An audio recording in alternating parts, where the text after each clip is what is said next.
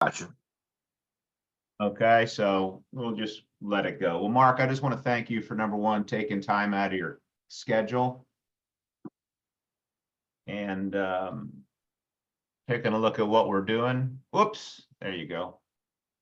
And I just want to tell you real quickly how I got involved in this business. I found myself in a dead-end career, and I met a girl in a bar, amazingly, who told me she knew a guy that had a financial company in Silver Spring, Maryland, and he was looking for people part-time and full-time. And she asked me if I was open to a better job or opportunity. Guess what I said? Yes. I said, yes. Okay. So I go meet this guy, and he was in the investment business, the financial education business, financial literacy business. And he shared with me, the first thing he shared with me was his purpose of helping people become financially independent. But before I get into that, I just want to share with you a couple of the problems people are facing today. Okay. And I don't know if you knew this, hardly anybody, percentage-wise, only 4% of the people end up at age 65 with over $500,000 a year. 95, 96% of the people fail to ever achieve any kind of real financial peace. The rest of the 95 are still working or living on Social Security, or basically, just getting by or broke. 1 out of 3 Americans currently have zero saved for retirement. Social Security only replaces about 40% of people's pre-retirement income, and it's going to be out of money in 2033. 82% of the Americans live check to check. Most people don't have $1,000 for an emergency. Most American couples divorce over money and poor finances. The average family, when there's a death in the family, the average GoFundMe pays for $2,200 of the funeral. Imagine that. And GoFundMe takes 30% of all the funds raised for the funeral. So question, do you think the average person is passing or failing in the area of their personal or family finances? Well, with what you just showed me, I don't think they're doing very good. That's right. So I met this guy, and he said his purpose, met this guy, Bruce, in the business, and he was in the business of helping people build financial independence for their families. Now, I had never heard of financial independence. I didn't know what that was. Do you know what financial independence is? I guess having a lot of money. That's kind of, he said that financial independence occurs the moment a person's passive income exceeds their living expenses. Now, I had never heard of financial independence, and I had never heard of passive income either. Do you know what that is? There's 2 types of income. Honestly, I don't know. Okay. Passive income is all the money a person earns without working. Okay. So he was in the business of helping people make enough money without working, because when that happens, you're financially independent. How Okay. much do you think the average American makes without working? I don't think very much. Correct. So there's passive income and there's active income. Active income is all the money a person earns without working. While working, and passive income is all the money they make without working. So I met a guy who was in the business of helping people make money without working so they could become financially independent. Now, what do you think I thought about that? I guess it would be pretty cool. Yeah, I said, dude, if you can teach me how to do that, that sounds like something I'd love to learn how to do. So what is required for financial independence? I really don't know. I don't really know a lot about this. What's required is passive income. Okay. Without passive income, you're in trouble. Okay, so now there are 2 ways to build passive income. Do you know what they are? No, sir. Number 1 is investments, having enough money working for you. You can work hard for money, or you can have your money work hard for you. When you have enough money working for you, that creates passive income. So that's one way to do it. Okay. The other way is owning a business, having people work for you, or owning a business that works without you. So there's two primary ways people become financially independent. One is through investing, having enough money working for them, or business ownership, having people work for them. Okay. Now, if a person doesn't have enough, if without either of those, if a person doesn't have enough money working for them or a business working without them, what must that person continue to do? Well, I would imagine it would be continue working for the paycheck. That's right. They got to keep working. Okay. So I met a guy that was in the business of helping people get out of having to work. What do you think I thought about that idea? Well, I know you probably liked it. I thought that was the greatest idea I ever heard. I mean, I can't tell you how jacked up excited I got about that idea. Now, let me ask you a question. Out of 100 people, how many people do you think would like to become financially independent? I would imagine all of them. All of them. Exactly right. Who wouldn't? That's everybody's dream. Freedom, the good life, right? And how soon would people like to achieve that? Again, I have to go with as soon as possible. There you go. Exactly right. So if a person wants to become financially independent, what do you think the first step to achieving that is? That I don't know, Christian. And you'd like to know, wouldn't you? Yeah, I really do. Yeah. And everybody would want to know, wouldn't they? I would hope so. Okay. So for step number one is you got to have a plan. Oh, okay. Got to have a plan. Now, what I'm going to do today, Mark, I have embedded in the PowerPoint is some videos. I mean, there's a financial house video, or you can explain the financial house. I want to, just for your knowledge, I want to I'm not saying you can do the house, but basically, I'm going to do this presentation. I'm not going to play the video here. You can do that on your own. If you want to show people the video, you completely can do that. understand. Since I'm here with you, I want this to be somewhat educational. So of course, basically, Mark, we call this this is called the financial house. And basically inside this financial house is every element of a healthy financial plan. Why don't you take a look at that real quick? Can you see that? I hope. Yes. Computer. You see.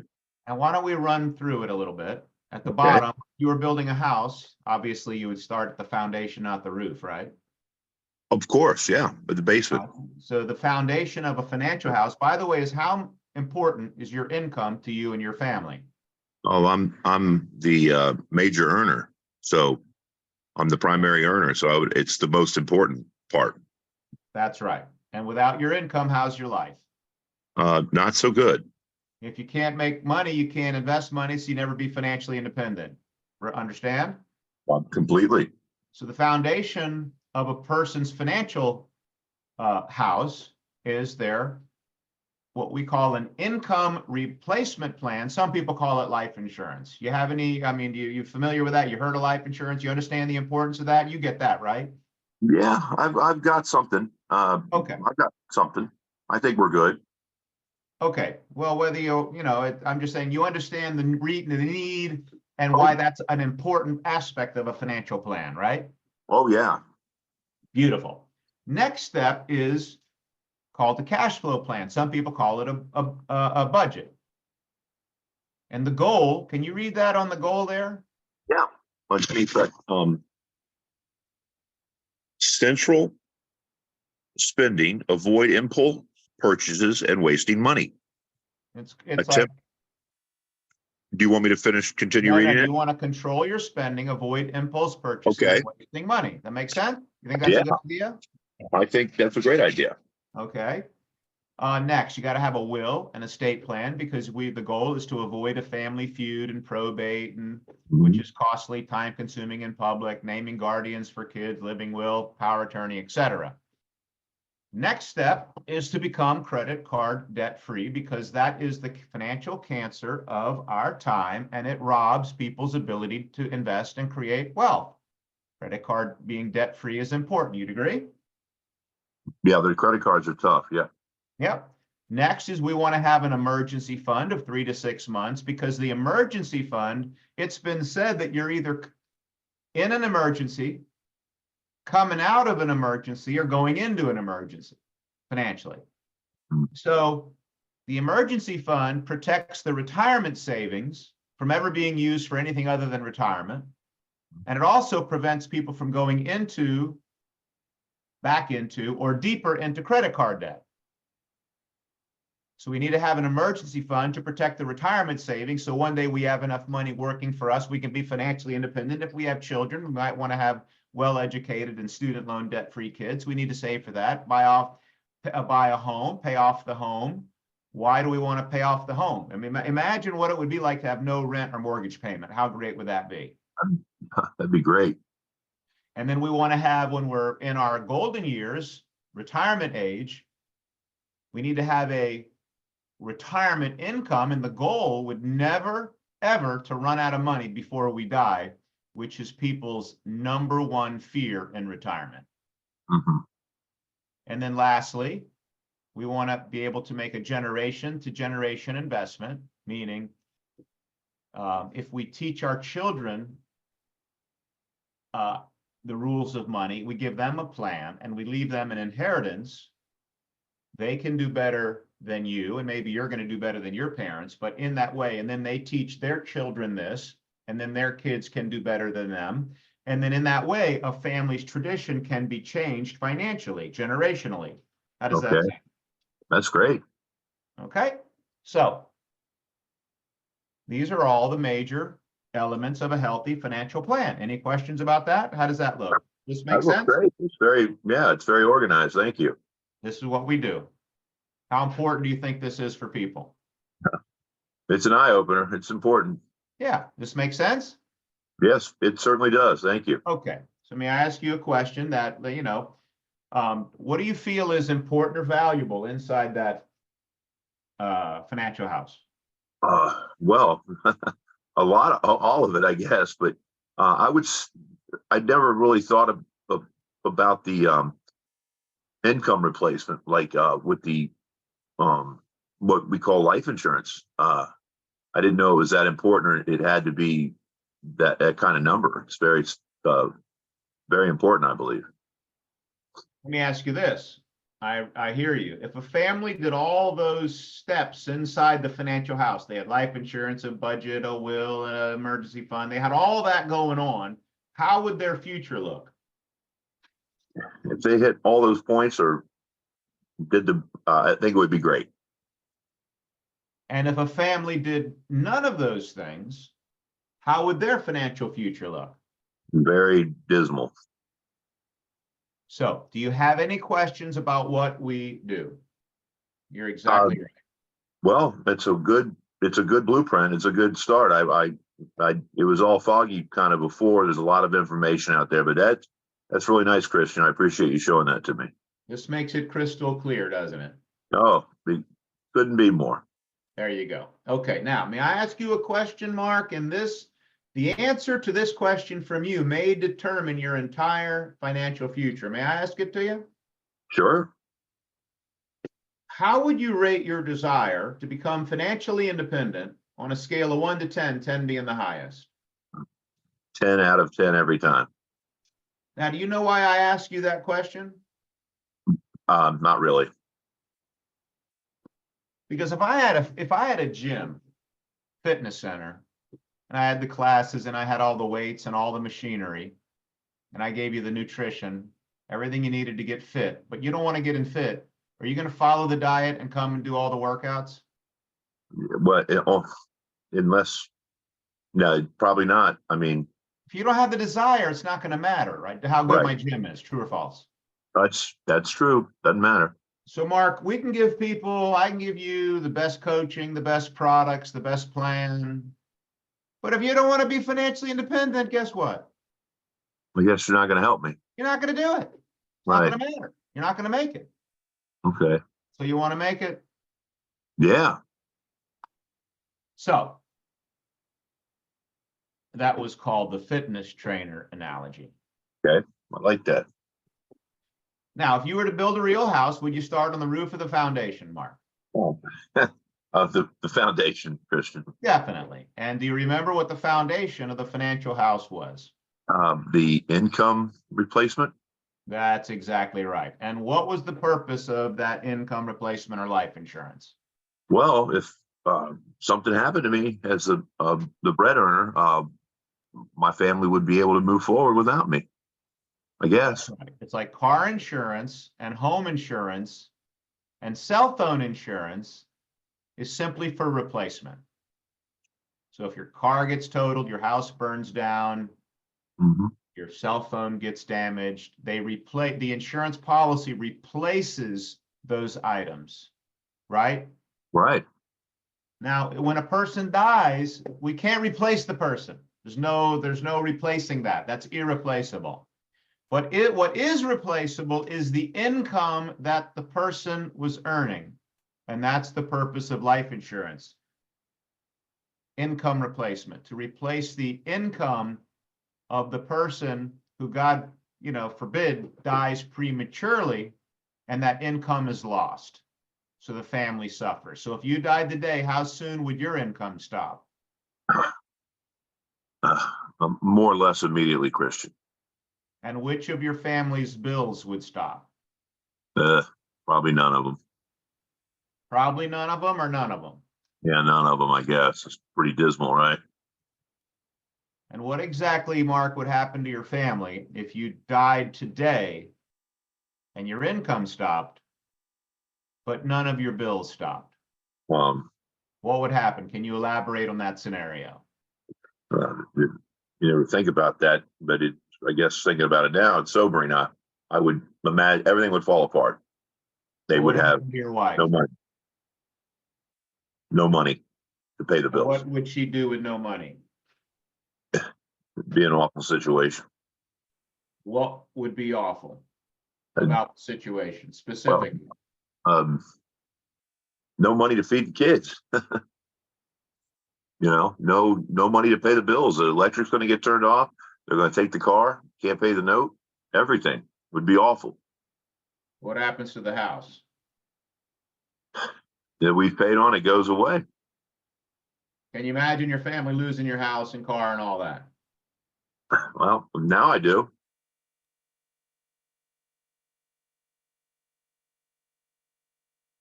So if you were to die today, would you want your family to live better, Oh, the yes. same, or worse? Well, obviously, the same or better are the only two choices. I mean, I got to fit.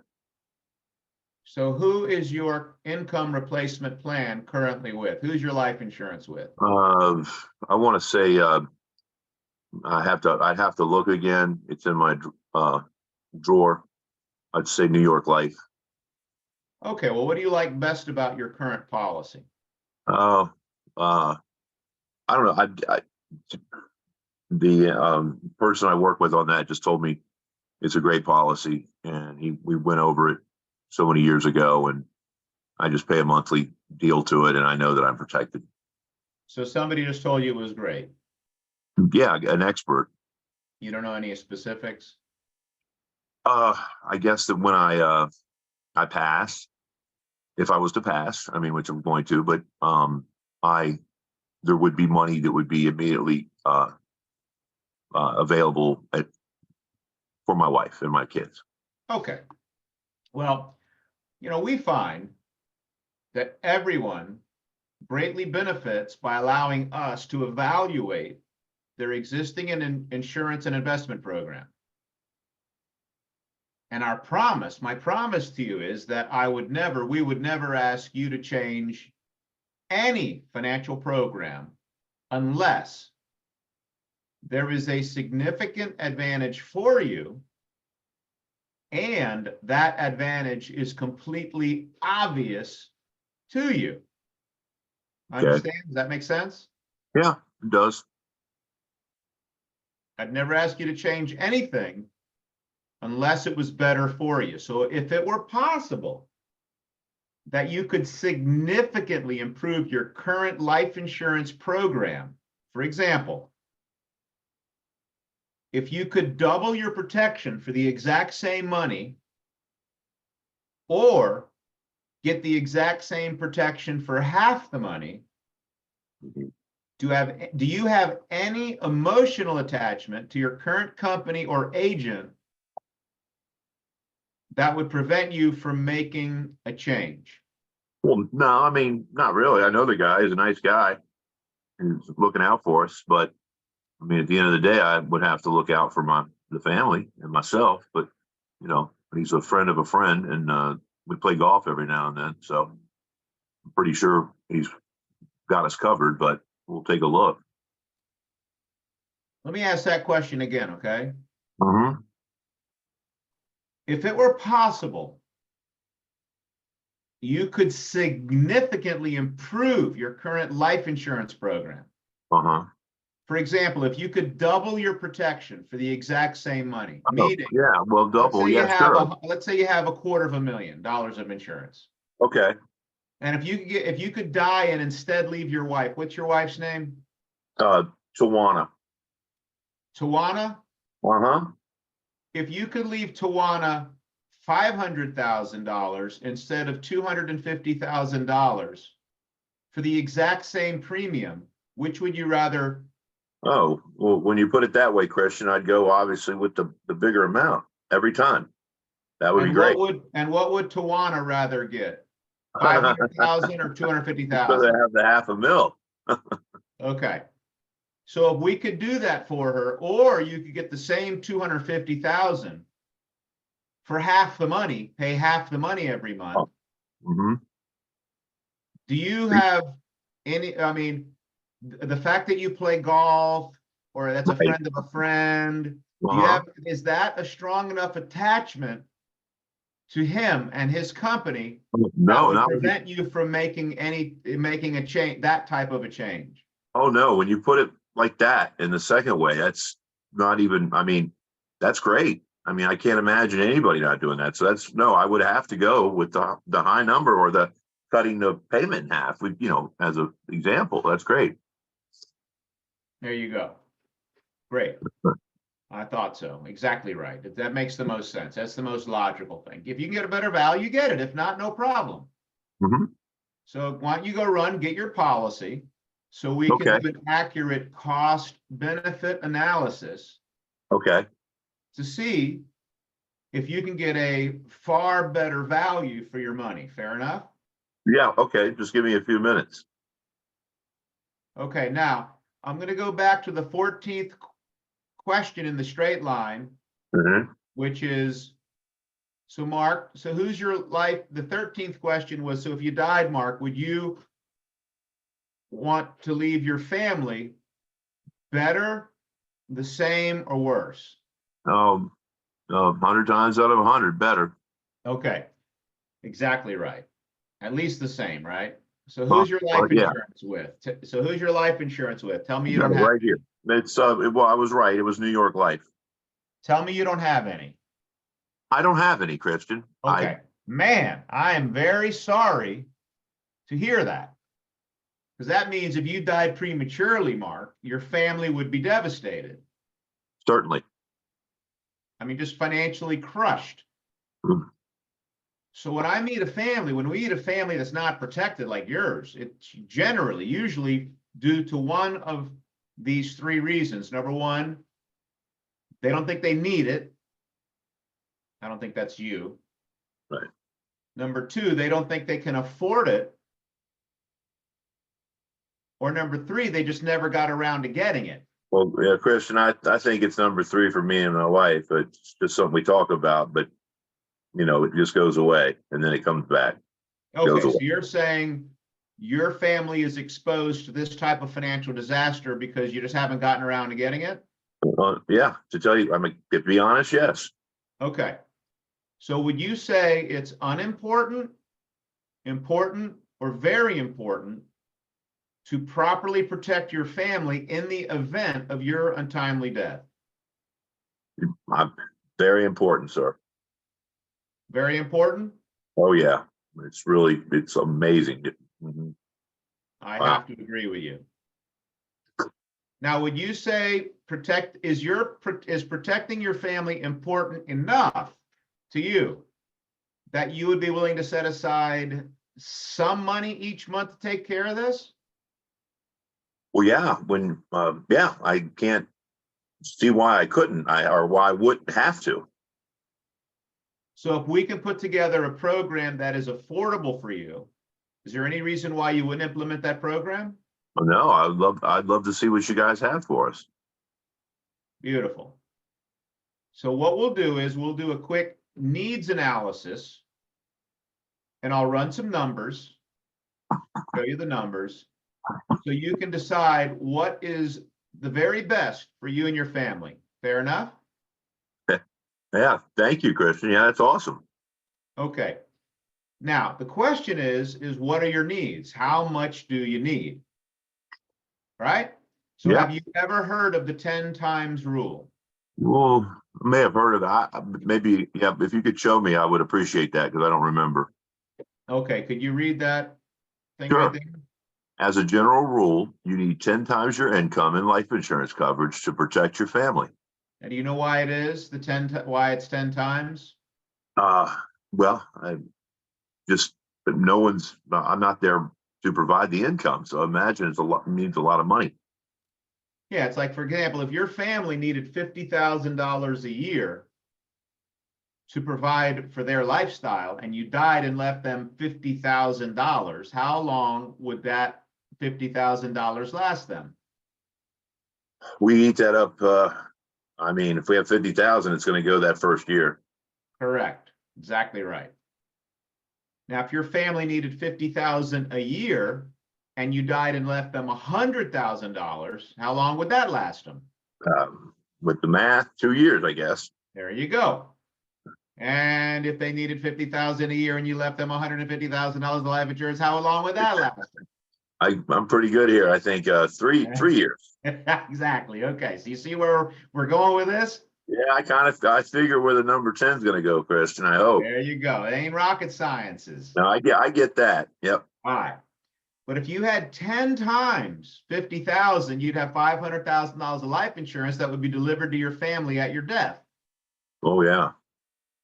So your family could then invest the 500,000 in an S&P 500 mutual fund. Wow. Okay. I never thought of that.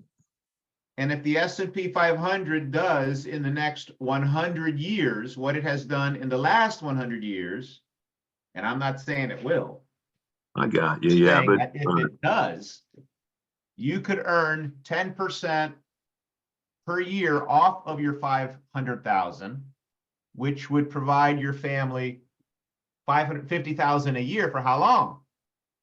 um, for quite foreseeable Mathematically, future. forever, indefinitely. Yeah. Right. Wow. Never saw that before. Definitely never saw that before.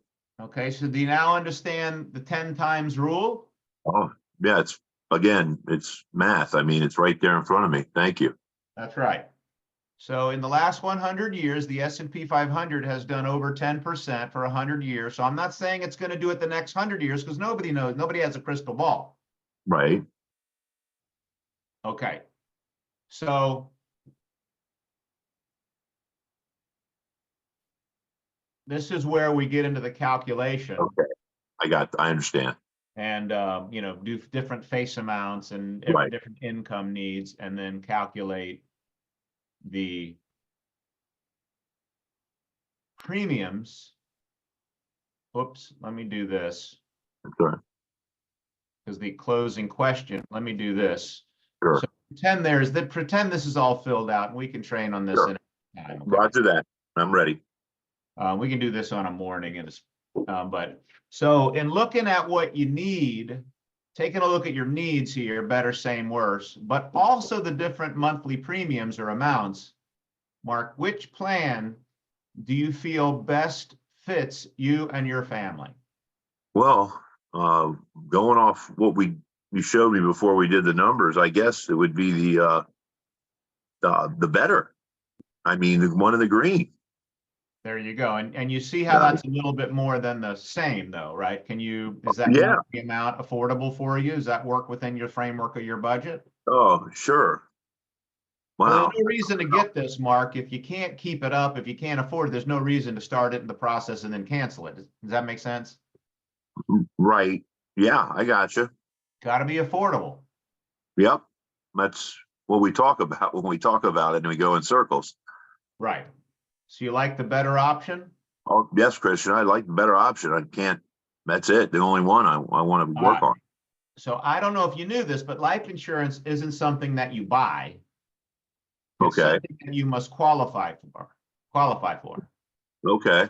So let me just share with you. Let's take a look at how simple our qualifying process is, how convenient and simple. Okay, so what we'll do tonight is take an application and you'll make a 1 month deposit of the first month premium. And then what we will do is schedule a free physical exam. Okay. Which is always a great idea. Once they do the exam, your conditional coverage is enforced, meaning that if you die before the policy is issued,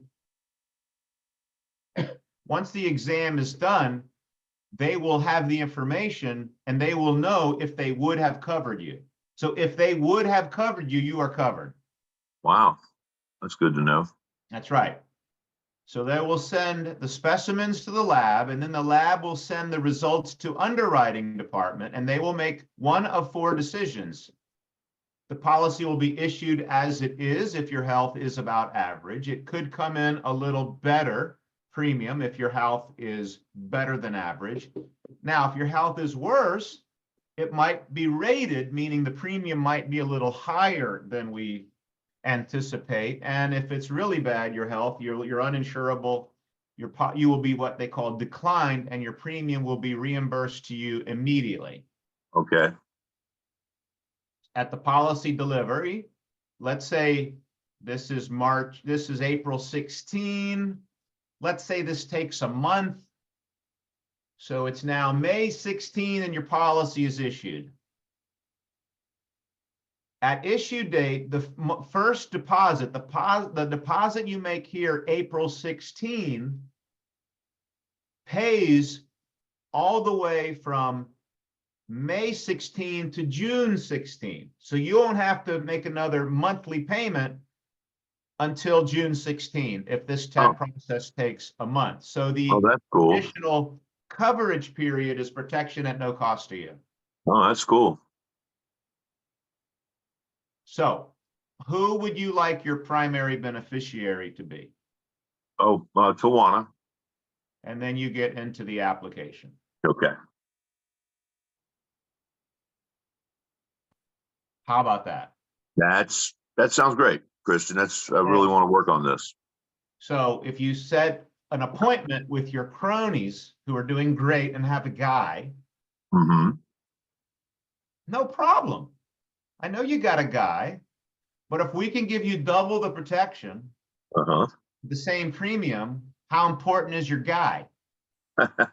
Well, Christian, then we'll just play golf. I won't give him my money anymore. Yeah, and I'm not saying we can give you a better value than your guy. I'm saying that if we could, you'd want it, wouldn't you? Oh, yes, definitely. And we find that everybody greatly benefits by allowing us to at least evaluate the existing program. And I would never ask you, Mark, you're my buddy. I've known you 30 years. I would never ask you to make a change. I would never ask you to change anything you're doing unless there was a significant advantage for you and that the advantage is obvious to you. Do you understand? You're my friend. I would never ask you to change anything unless it was better for you. You understand that? Yeah, sure. Well, you took the time to show this to me today, and I've learned a lot. So I can't imagine you not wanting me to succeed. So I guess I agree. Right. We represent over 60 of the finest financial services companies in the industry. 60? Yes. No. So that's the straight line. Okay. I really like that. Wait, let me do one more thing while I got you. Okay. Yes, sir. So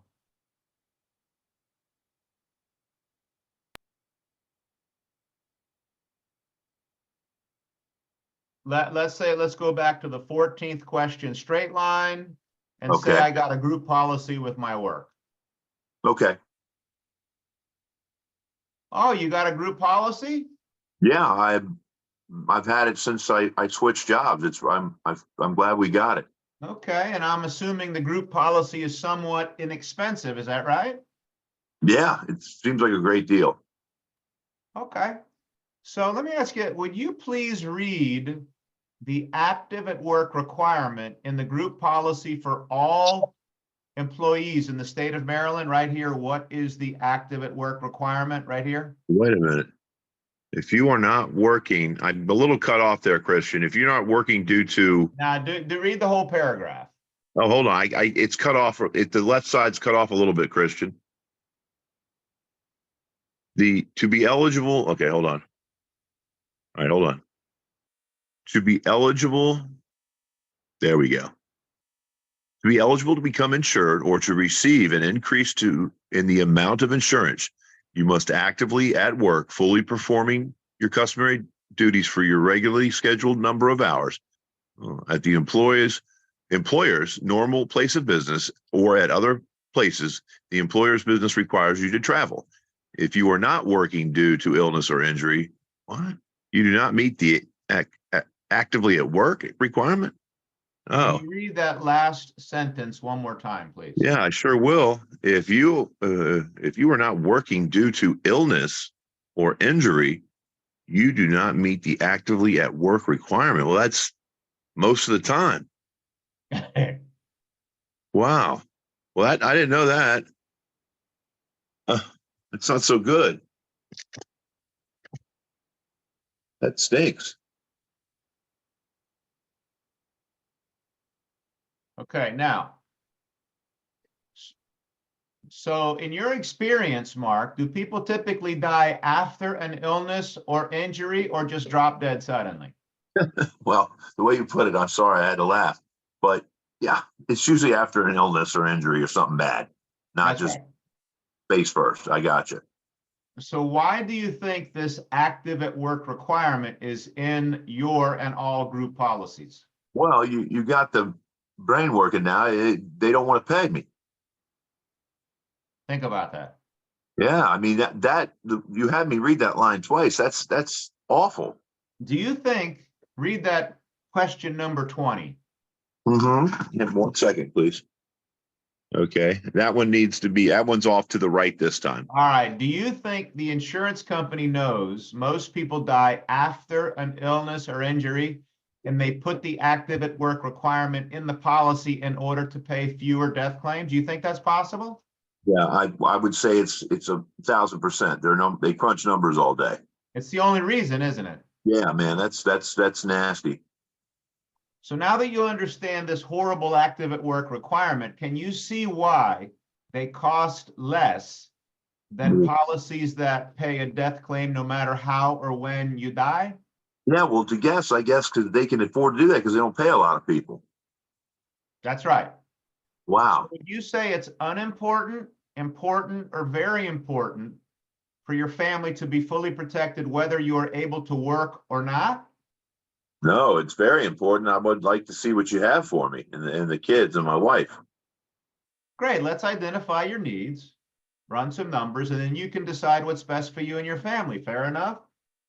Yeah, I fair enough, Christian. Thank you. So that's if they have a group policy. Wow. Now I'm being Mark more, I'm being Mark more the person now, not the trainee. That's crazy. That is a crusher right there. Crusher. Skull crusher. Crusher. It's over. Yeah, that's the kind of this is great. This is I wish I'd done this before with you, but there's no crying over spilled milk. But that is powerful, Christian. And I'm talking as wow, those son of a guns, man.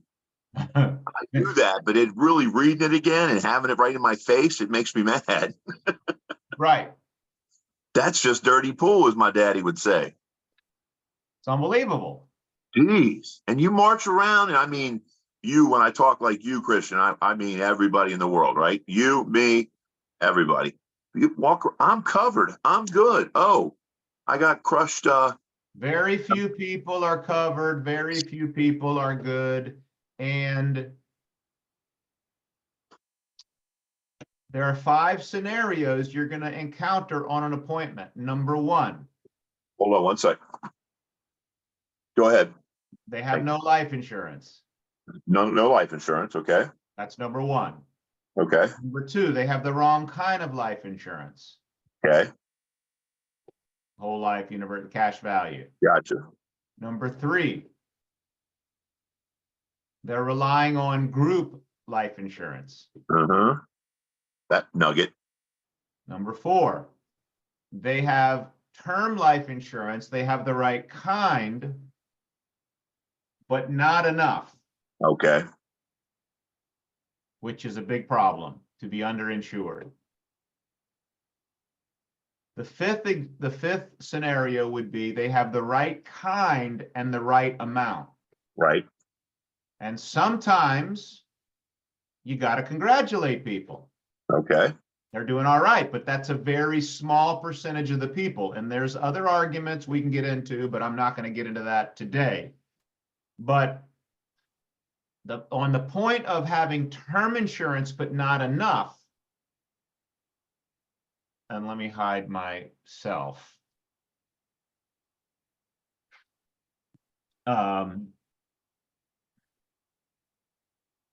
Imagine you had a car accident, Mark. Okay. And you had a policy. You got car insurance, right? Yes, sir. You total your car. And you call your agent up, let them, hey, total my car. I need it replaced. Give me the replacement cost value. Let's get this going. I need a car. And the guy says, well, Mark, so I am really, I want to let you know, sorry, but your policy doesn't work that way. Your policy only is written to replace half your car. So you can replace the front. What am I going to do with that, You Christian? can replace the front half or the back half. Which do you want? I want your half. That's really not a tenable question, my man.